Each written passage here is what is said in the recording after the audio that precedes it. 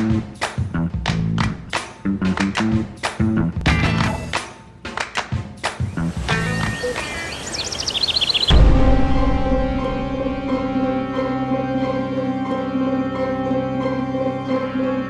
everybody, welcome to my talk through of Chapter 3 In Search of Power for Aeon's End Legacy.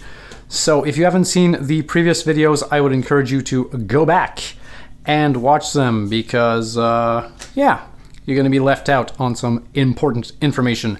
So this is our supply as it was at the beginning, well, you know, at the end of Scenario 2, we changed out some cards, so this is our supply. And at the start of Chapter 3, we opened the little envelope I showed you, and in it we find the spawning horror, which is this bad guy over here. Now, the story, as far as that goes, says, well, let's read it here for fun. We never did that. Let's do it. Zaxos, finding no support, sulks away. Malastar continues as if nothing happened. We have more important things to do than worry about his tirades. The Nameless are getting stronger every day. You're going to need better equipment. Our scouts have found some sort of breeding ground. I believe the pods produced there can be harvested and used to craft powerful new equipment. And that's going to come in at the end of the game. Your mission is to defeat the Nameless, harvest the pods, and close the breach. Gravehold survivors need you more than ever. This whole thing about harvesting the pods, not so much. In essence, what you want to do is beat this guy up, kill some of the pods, but as soon as this guy's dead, you know, story says you have harvested the pods and therefore you can now have powerful equipment. So, the spawning horror, let's actually look at him, okay? He's got 50 life, so not too bad. Let's not even talk about the increased difficulty, we did not go there. When you unleash, it says breeding chamber gains 3 life. Okay, what does that mean? Well, okay, let's look at this right away.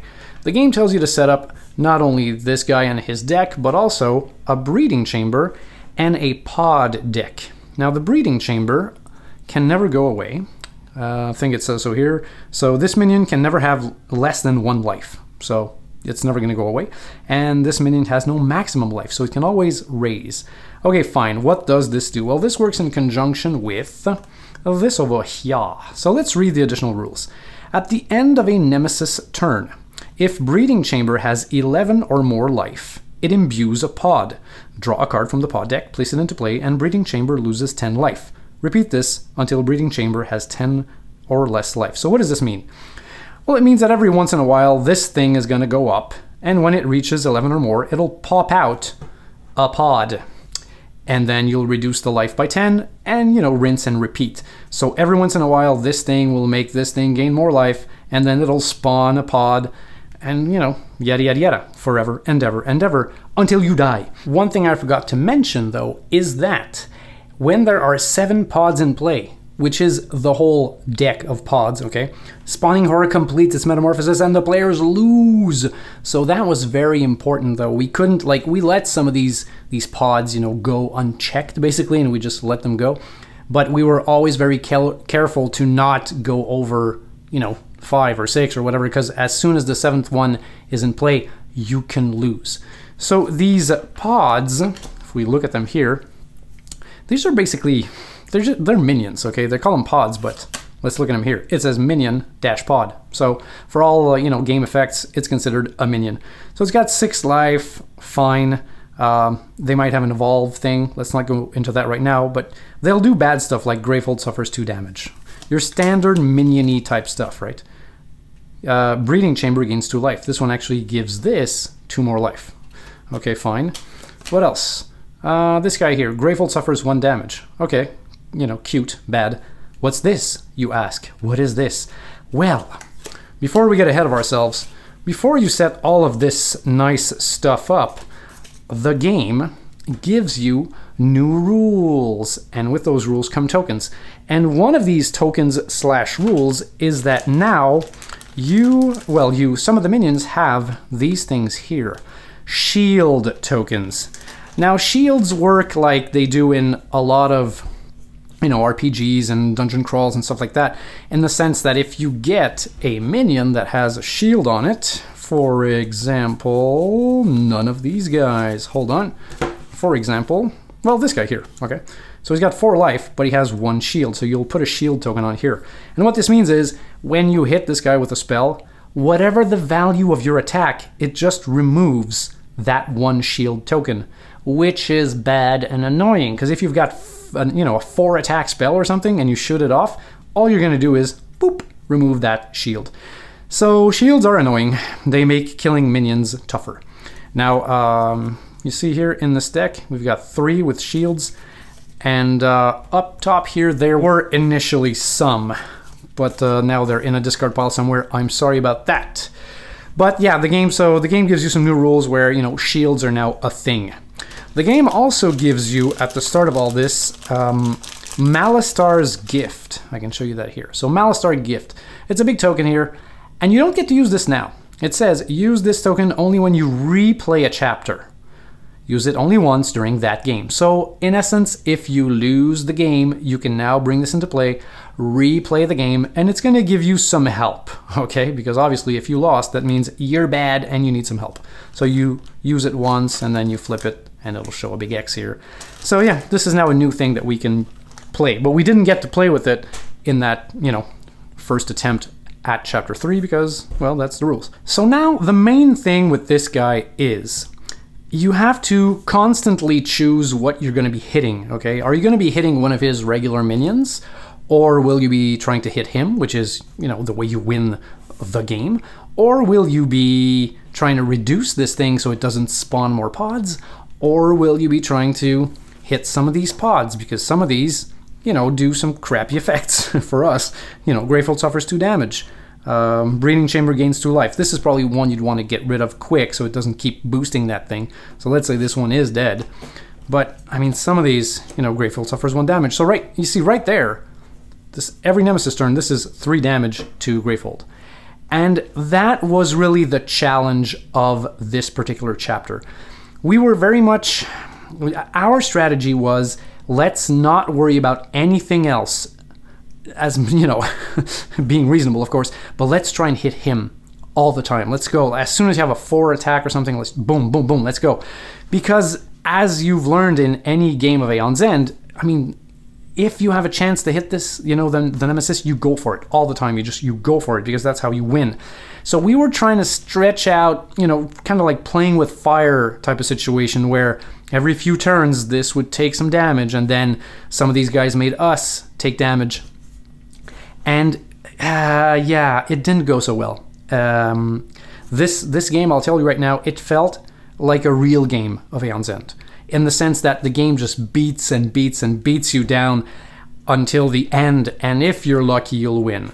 And in our particular case, we did not win.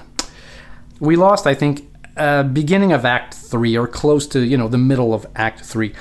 And Greyfold was at 3 life, and the Nemesis was at 7. So our strategy of trying to hit it actually, got pretty darn close, okay? But there was a whole chain reaction that happened, and essentially it all came down to the draw of 1 turn order card. And it was either, win or lose. Like, if we would have flipped, let's say, my wife's character, she would have dealt that 7 damage to this guy, and we would have won. But we flipped Nemesis, and then it went like boom, boom, boom, boom, and Greyfold took damage, and then we died. Now, what happened after that is, we started talking, and we were like, okay, essentially, yes, we should have maybe dealt with this a bit more, okay, instead of just trying to hit that guy. But what it came down to really was 1 draw of 1 turn order card, okay? So we were like, oh, are we really going to redo this scenario? Like, should we? So we started reading, those legacy cards that say if you lost, if you won, yada, yada, yada, because we wondered, okay, let's say we do consider that we lose and we replay the scenario. Will there be any lasting impacts? Well, turns out no. Okay? If you lose, you just replay the scenario. That's it. You won't put any new stickers on, you won't tear any cards up, you won't mark anything anywhere. Like, the story itself will not change whether you redo the scenario or not. The evolve stickers and all that stuff, Like, you're not even allowed. Like, the game says if you replay a scenario that you've lost, you are not allowed to put new evolve stickers on cards. Like, so basically you're not changing a thing, which we thought was just meh.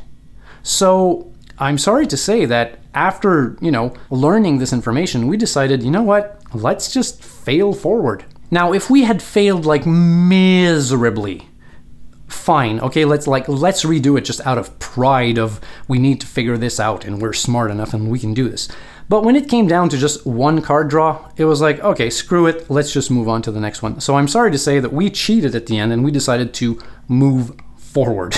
Now, all that being said, we still did have a lot of fun with the scenario, and one of the cool moments that we had was, we got this evolve deck that you keep going through every once in a while. You keep putting these evolve stickers on cards. For example, let me actually jump to this one right away. We had this thing here from last time, the Caustic Larva. Well, as you see, we did actually place the last evolve sticker, and then when you can't evolve anymore, you have to get rid of it, and get a new card from the evolve deck. So this did happen. So the Caustic Larva was a 10 strength minion, eventually evolved, like there was this whole cocoon thing, and it evolved into the Caustic Cocoon with 11. And it does something different here. See, Persistent was Unleash, and now it's Unleash and Grateful Suffers 1. Okay, so it gets progressively worse. And we still got it to evolve again. And this thing essentially turned into... there you go. A Caustic Soldier. So 12, even tougher, Unleash and Grateful Suffers 2. But now this can't evolve anymore. So we did the whole life cycle of this thing. So from larva to, what was it? From larva to cocoon to soldier. So that was pretty cool. And yeah, while we're on the subject of evolving, one of the other situations that came about this whole evolving thing is this card here. I think we had placed the sticker in game 2. So now this came out because it was one of our basic cards.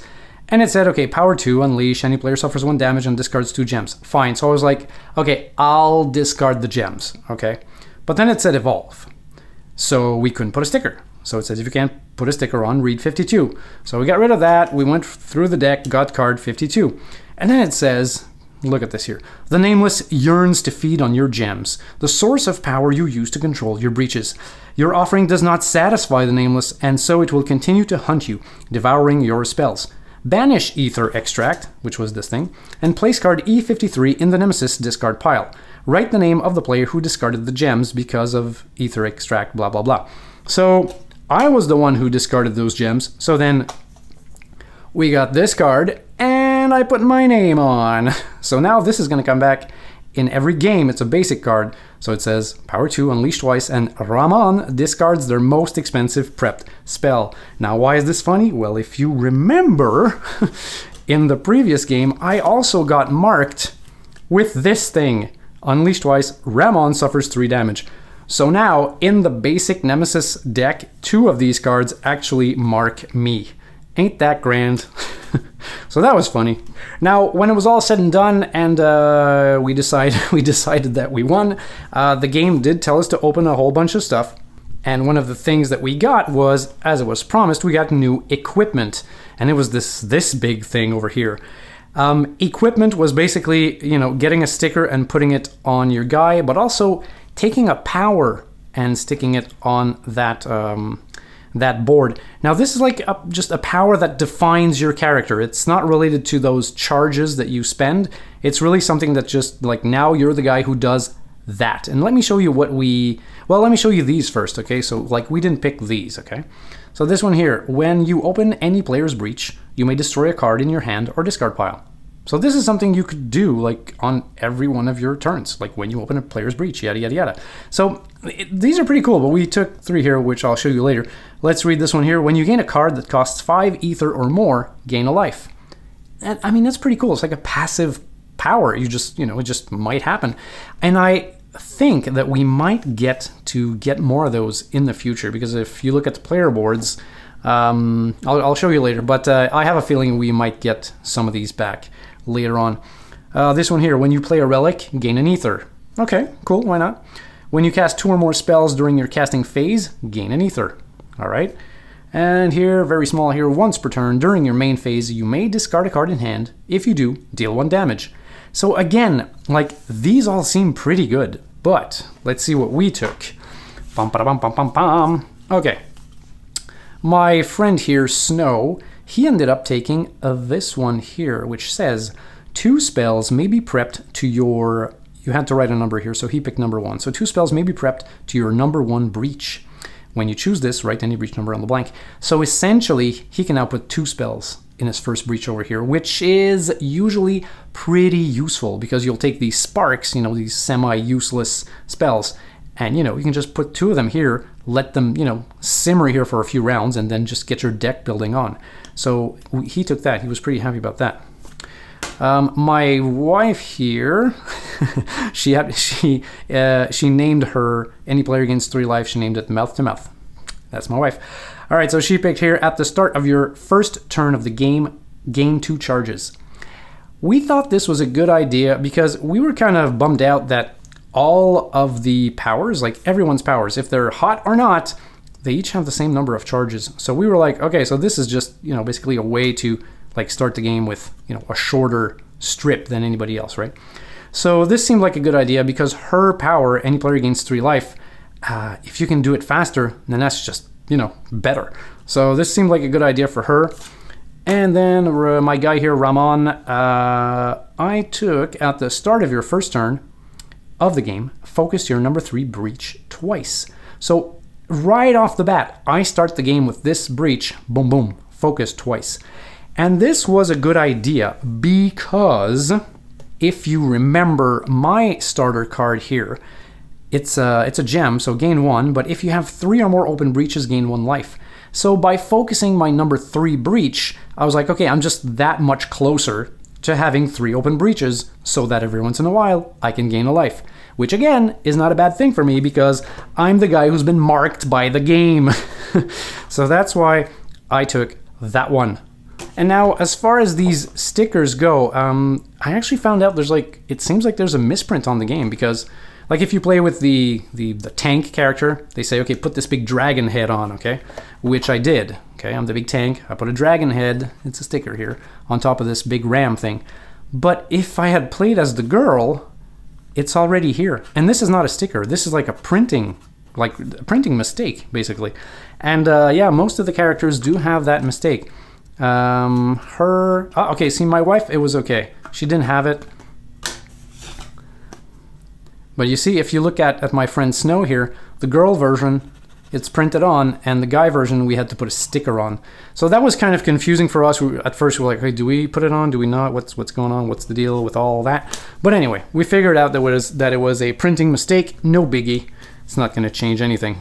After that was done, then we moved on to the supply. So the game gave us new supply cards, and then we had to do some rearranging. So I'll clear all of that and show you what we got. So the game gave us 1 gem, 1 relic, and 2 spells. So the gem was Soothing Torporine. For 3, you would gain 2 or silence a minion. Now silence a minion, there's a new rule that came up, I think at the same time as all this, where we would get these silence tokens, and these things look like this right here. So it's like a shush, okay? Now these things is, when you have a card or a power that says silence a minion, you'll take a token, put it on that minion, and it will basically stop them from using their persistent ability. So when you get to a Nemesis turn and you get to a minion that has a silence token, well, instead of activating the persistence ability, you just remove the silence token and you don't activate the persistent ability. So basically it gives you like a one-time buffer for a persistent ability on 1 minion. Doesn't seem like the end of the world, but I believe it will come in handy. So when we saw this, we got kind of excited, which would tell you, you know, if we kept it or not. Then they gave us Relic. So for 5 ether, the Void Mill. Focus any player's breach. Fine. 2 different players may destroy the top card of their discard pile. Yes, but no, and you'll see. So this one over here, for 5, the Arcane Salvo. When you cast it, it deals 4, which is good. And then while prepped, once per turn during your main phase, you may place a relic you played this turn, or a relic in your discard pile, on top of your deck. So, okay, fine. I mean, we don't have a lot of relics like in our games, we find, but yeah, I mean, it's cute and it's not that expensive. And when you compare it to this one here, yeah, this one here for 5, so 5, deal 4, deal 4. But this is deal 4, any player discards a card in hand if they do deal 4. So this forces people to discard cards. This does not. So this should tell you what we did with that one. And last but not least here, the Breach Collision, a spell for 7. When you gain this, you may place it on top of any player's discard pile. When you cast it, deal 5 damage and Gravehold gains 1 life. Yeah, okay. So what did we end up keeping? Well, we did not take Breach Collision, and we did not take Void Mill. So we kept these 2. Now what we did is we decided to replace the Ancient Cyanolith with, nice name, with this one here. Because, I mean, essentially, look at this thing. It costs 3, gain 2. Cost 3, gain 2, or silence a minion. So we're like, okay, so again, this is a pimped version of this. So yeah, why not? So we ended up trading this for that. And the Arcane Salvo took the place of the Gravity Node. You know, makes sense. So these 2 are the newer ones.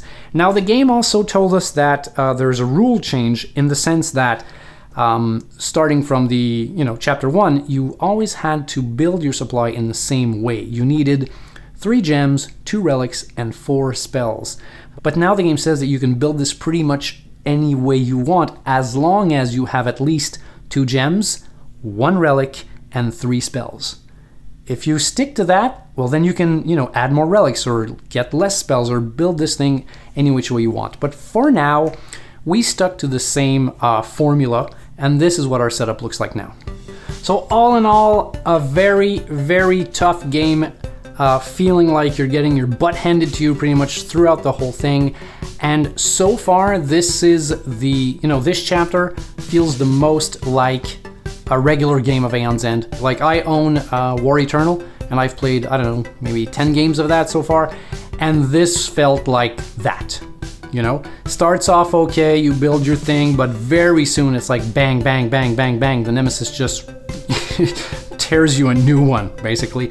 And by the 3rd act, you're like, we're never gonna survive this. And that's what happened here.